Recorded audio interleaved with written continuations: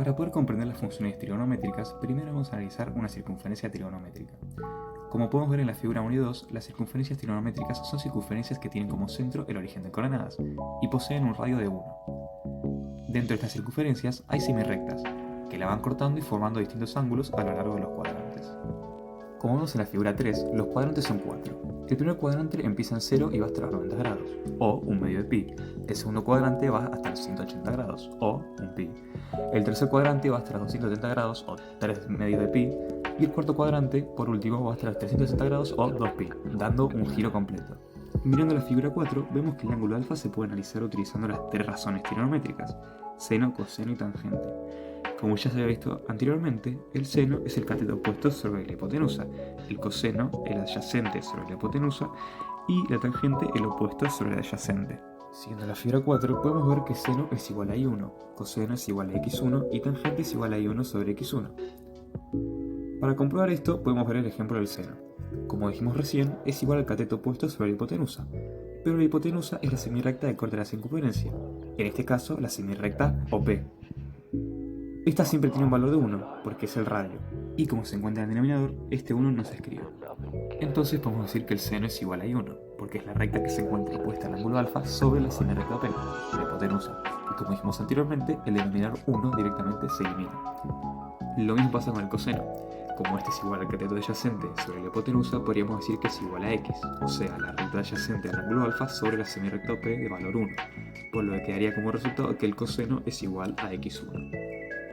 A diferencia de los anteriores, la tangente es el cateto opuesto sobre el cateto adyacente. En ningún lado aparece la hipotenusa, por lo que podríamos decir que la tangente es igual a I1, el cateto opuesto del ángulo alfa, sobre x1, el cateto adyacente al ángulo alfa.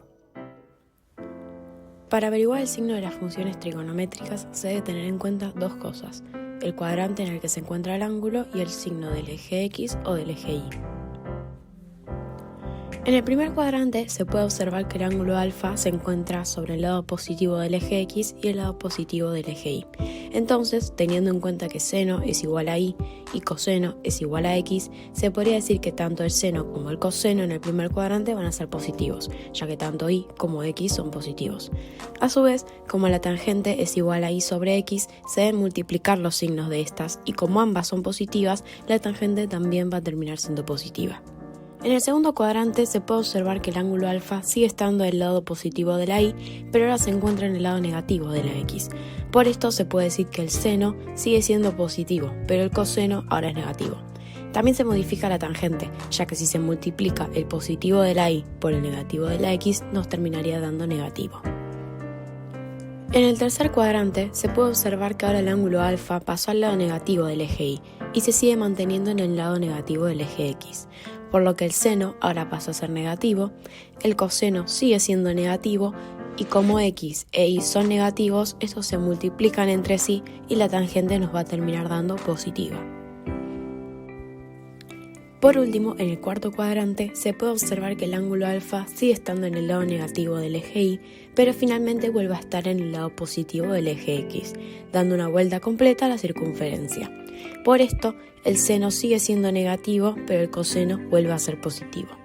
También vuelve a cambiar la tangente, ya que el negativo de la Y por el positivo de la X genera que la tangente sea negativa.